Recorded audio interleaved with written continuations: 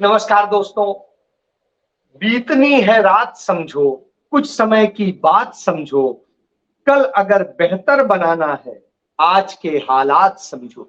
निश्चित रूप से आज के हालात समझना बेहद जरूरी है। और क्यों जरूरी है? क्योंकि जो सवाल मीडिया को पूछने चाहिए वो सवाल वो पूछ नहीं रहा, और जो लोग पूछते हैं उन्हें गद्दार, देशद्रोही और न जाने क्या क्या कह दिया जाता है। जो मोटी चमड़ी के लोग हैं और जिनके बायकॉट की बात उठी, जिनके नाम 14 लोगों के सामने आए, वो अब चिल्ला रहे हैं कि सवालों से वो घबरा गए और इसलिए उनका बायकॉट हो गया। वो तमाम और चीजें बताते हैं। वो बताते हैं जिस तरीके से वो सवाल पूछते थे उससे तकलीफ है, लेकिन वास्तविकता ये है कि वो सवाल पूछते ही नहीं। वो तो विपक्ष को जलील करते थे और अपने मालिक को खुश करते थे। वो इतनी मोटी चमड़ी के थे कि उनके मुंह पर तमाम सारे प्रवक्ता जाने क्या क्या कह के उन्हें चले जाते थे और वो जवाब नहीं दे पाते थे। तो यह स्थिति, और जब यह स्थिति हो तो निश्चित रूप से उठता है कि आखिर आप कर क्या रहे हैं और क्यों कर रहे हैं, कैसे कर रहे हैं। मैं एक छोटी सी नजीर देना चाहूंगा कि ये लोग किस तरीके से नफरत फैलाते थे। उदाहरण के लिए आपको बताता हूं, नफरत का चाकू वर्सेस कट्टरता का पेचकस, इस तरह की डिबेट होती थी। इस तरह की डिबेट होती थी, श्री राम पर कांग्रेस ने लक्ष्मण रेखा पार की, इस तरह की डिबेट होती थी। हार जीत बहाना, गोल कट्टरता फैलाना, देश में नफरत का चाकू तेज हो रहा है, काशी में बाबा मिले मथुरा में क्या, गीता में दिखा जिहाद तुष्टीकरण का अपराध, पहले हिंदुत्व बोको हरम अब राहुल में राम, मजहब नहीं बदला 50 टुकड़ों वाला बदला, सिर कलम का फरमान दंगों का फ्लैशबैक प्लान। अब आप समझिए, तो जो इस तरह की बात करते थे वो आज कह रहे हैं कि हम सवाल करते थे और उन सवाल का जो है जवाब देने की बजाय ये हो रहा। सब सवाल आप करते ही नहीं थे, आप तो ये करते थे। ये चंद मैंने नफरत के किस्से सुनाए। आपको याद होगा, ये जो आज सनातन की बात कर रहे हैं, सनातन धर्म की बात कर रहे हैं, जब राम मंदिर बन रहा है अयोध्या में और उस मंदिर के नाम पर जो जो लूट हुई है सबके सामने है।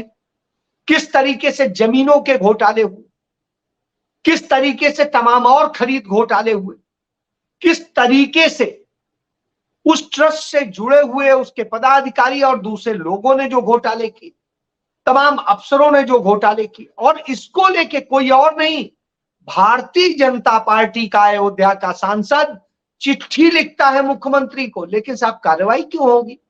क्योंकि लुटेरे ही है, मेरा कातिल ही मेरा मुंसिफ है।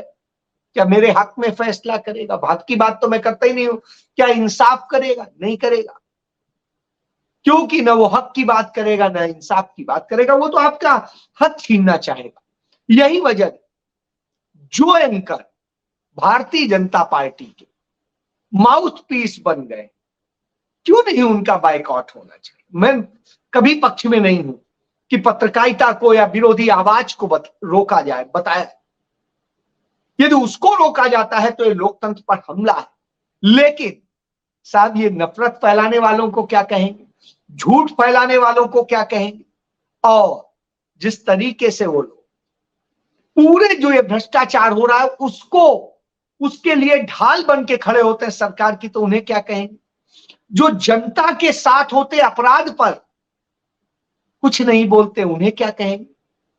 जनता मर रही थी, लोग बेरोजगार हो रहे थे और तमाम संकट आ रहे थे, लेकिन इन लोगों की आवाज नहीं निकल रही। इनकी तो आवाज निकलती है कि साहब आप इतना काम कैसे कर लेते हैं, आप में इतनी फुर्ती कैसे आती है, आप में ये कैसे हो? तो साहब वो बता देते हैं। आप समझिए ना कि किस तरीके से बताते होंगे, इसको आप समझ सकते हैं। तो यह इनका चरित्र,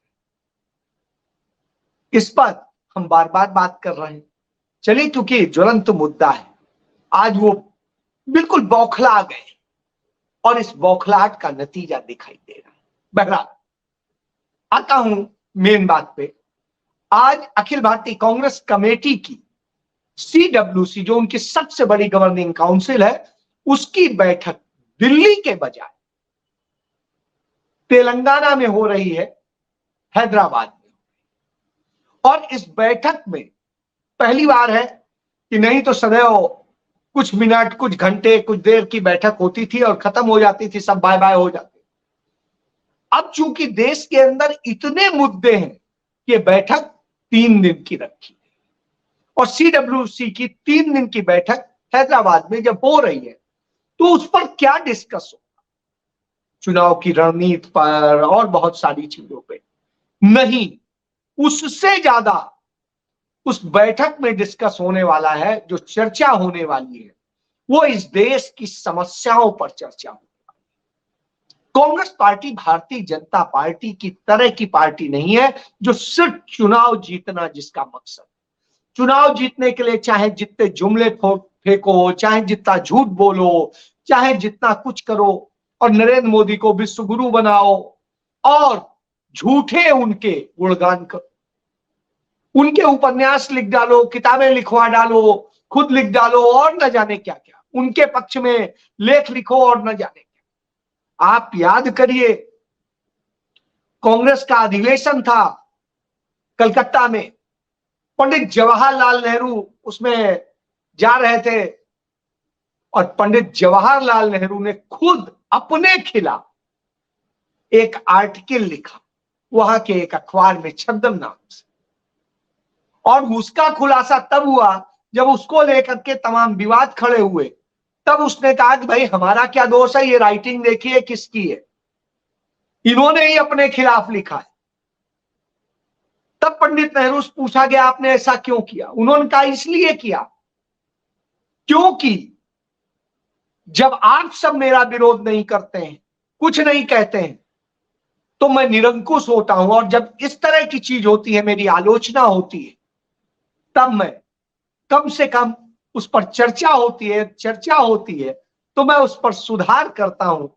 इसलिए मैं करता हूं और अपनी समीक्षा करता हूं कि इनमें मेरी क्या क्या गलतियां हैं वास्तव में। तो यह स्थिति थी। इसीलिए शायद कबीर दास जी ने लिखा है, निंदक नियरे राखिए कानन कुटिया छबाए। यानी जो आपकी आलोचना करता है उसे तो आप अपने घर के कोने में ही उसके लिए घर बना दीजिए छोटा सा, और उसे रखिए बड़े इज्जत से, वो सम्मान के साथ रहे, जिससे रोज आपकी आलोचना करता रहे, और आलोचना करेगा तो आपको सुधार का मौका मिलेगा, आप आईना देखेंगे और सुधार करेंगे। ये पंडित नेहरू होते थे, ये सोच किसी और में नहीं हो सकती, ये पंडित नेहरू ही थे।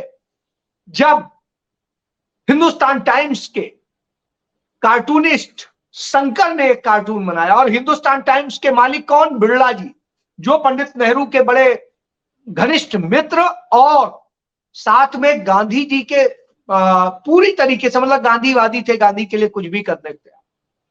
सोचिए, वो उस अखबार में शंकर एक कार्टून बनाते हैं, उसमें प्रधानमंत्री पंडित जवाहरलाल नेहरू को गधे की तरह से दिखाते हैं। पंडित नेहरू उस पर गुस्सा नहीं होते। वो चूंकि शाम को ही पत्रकार इकट्ठे होते थे अपने दफ्तर में, वो कॉल करते हैं और उनसे रिक्वेस्ट करते हैं, क्या आप मेरे साथ एक चाय पीना पसंद करेंगे? मेरे नहीं, इस गधे के साथ एक चाय पीना पसंद करेंगे? आप सोचिए, घबरा गए शंकर। शंकर लिखते हैं अपनी किताब में कि वो घबरा गए। पंडित नेहरू ने कहा कोई नहीं, नीचे गाड़ी खड़ी है, आप आ जाइए, मेरी निजी गाड़ी। और उससे आए शंकर ने उनके साथ चाय पी, बड़ी बातें हुई। उनका क्यों ऐसा लगा कि मैं गधा हूं? प्लीज ये बताइए, मैं आपसे आग्रह करता हूं, और मैं जिससे उन्हें सुधारूं, यह सोच होती थी।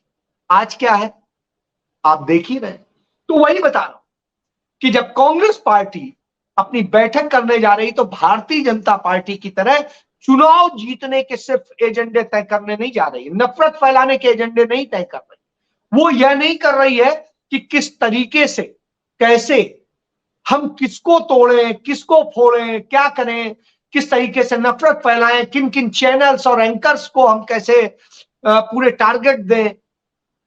तो साहब ये करने की बजाय वहां क्या, वहां पर मल्लिकार्जुन खड़गे ने अपना पूरा उद्बोधन जो दिया कि क्या चर्चा होनी है, किस पर बात होनी है मणिपुर पर, कि मणिपुर जिस तरह से जलाया गया, जिस तरीके से वो दो खंड में बट गया है, एक कुकी का मणिपुर हो गया है, एक मैतेई का मणिपुर हो गया है, यानी एक नगा और कुकी और जो भी आदिवासी हैं उनका है, और एक उनका है जो नरेंद्र मोदी जी ने पोस रहे हैं, और जिनको जो टेररिस्ट, आतंकी, जो नशे का कारोबार कर, तो आप समझिए वो लोग हैं।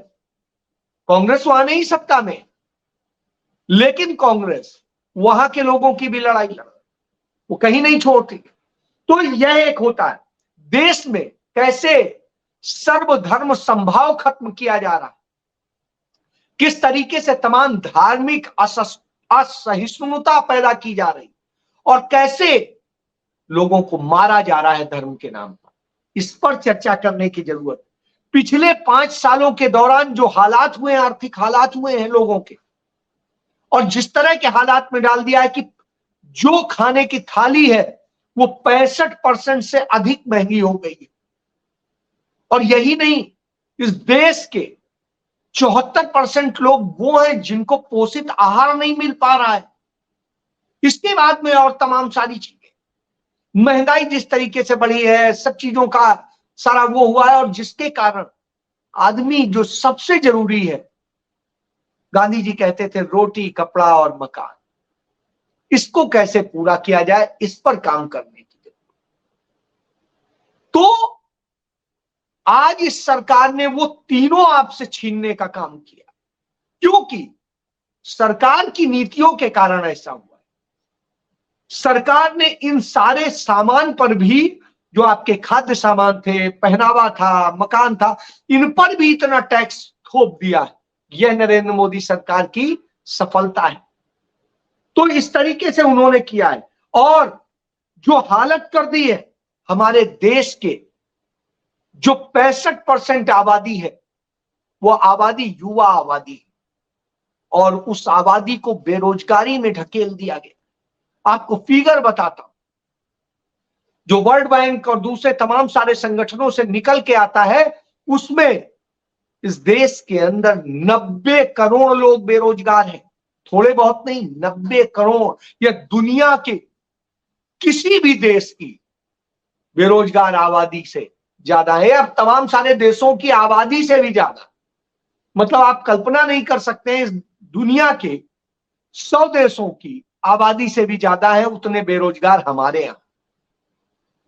तो यह है। और इसके बाद में जिस तरीके से किया है, इस देश में 1% लोगों के पास, सिर्फ 1% लोगों के पास इस देश की 60% संपत्तियां चली गई, 60% संपत्ति।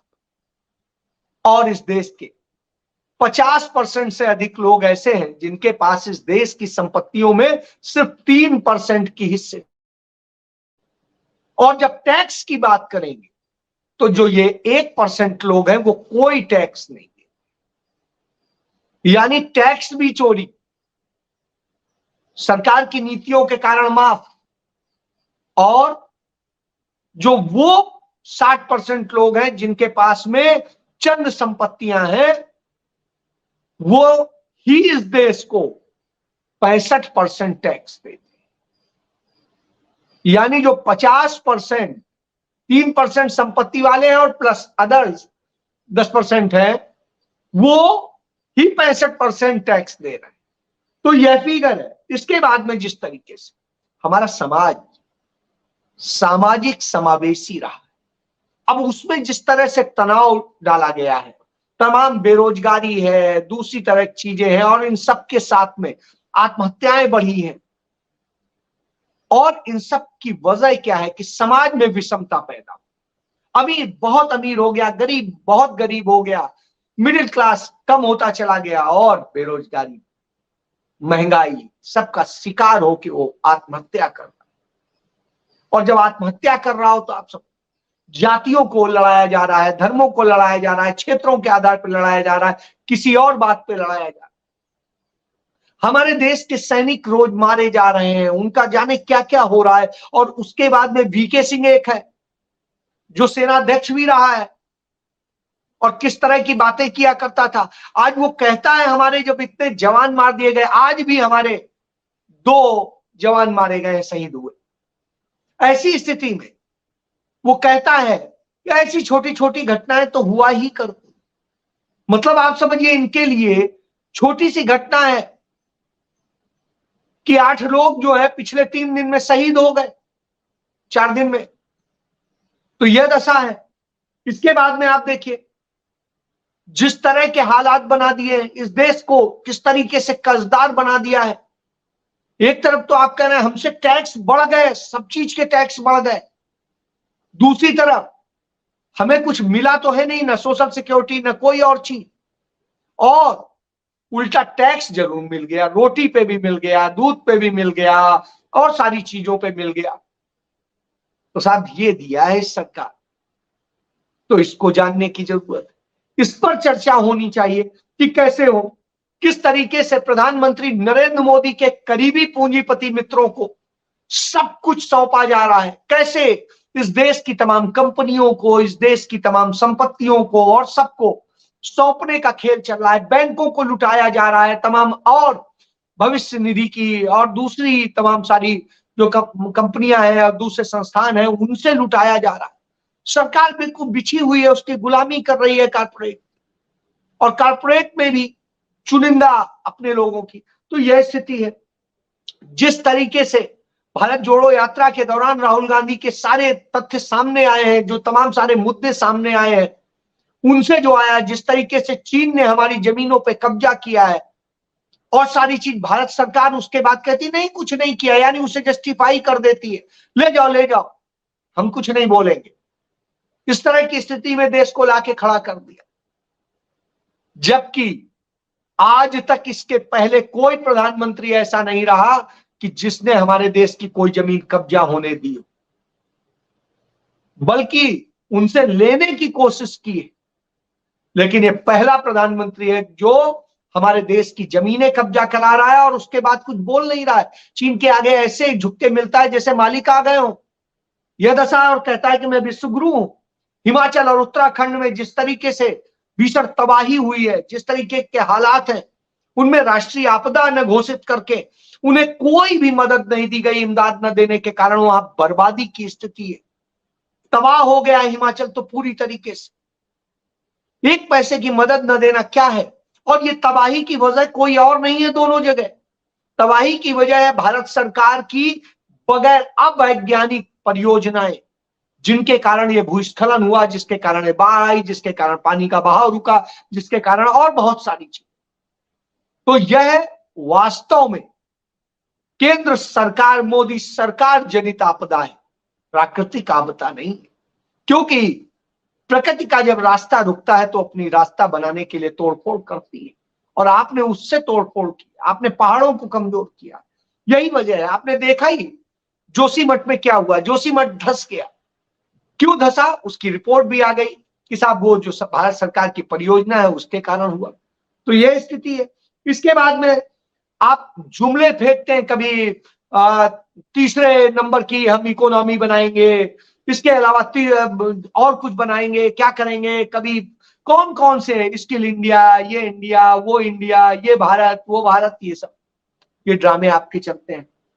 फिर लंबे समय से आप जिस तरीके से खेल कर रहे हैं उन सारे मुद्दों को तो ईडी, सीबीआई, आईटी और इन सब का दुरुपयोग करते हैं जब आवाज उठाई जाती है, चीजें कही जाती है। तो इस तरह की चीजें, यही वजह है कि इंडिया गठबंधन और उसके दल जो एक होकर के आ रहे हैं, किस तरीके से नफरती मीडिया उन्हें सबको वो करता है और नफरत फैलाता है और उल्टा पोषित करता है। वो सच को सामने लाने की बजाय सच को छिपाता है और झूठ को ऊपर लाता है। इन सारे मुद्दों पे चर्चा हो, इन सब पे एक सहमति बननी है कि इन सब से कैसे लड़ा जाए, कैसे देश को बचाया जाए, देश के नागरिकों को बचाया जाए, उनकी आमदनी और सबको बचाया जाए, उनको महंगाई से बचाया जाए। तो यह कांग्रेस। और आप क्या करते हैं? आप सिर्फ चुनाव जीतने की रणनीति बनाते हैं। यही आप में और उनमें, इसी को पहचानने की जरूरत है। और जिस दिन आप यह पहचान जाएंगे उस दिन आपकी समस्याओं का समाधान हो जाएगा। नहीं पहचानेंगे तो झेलना आपको।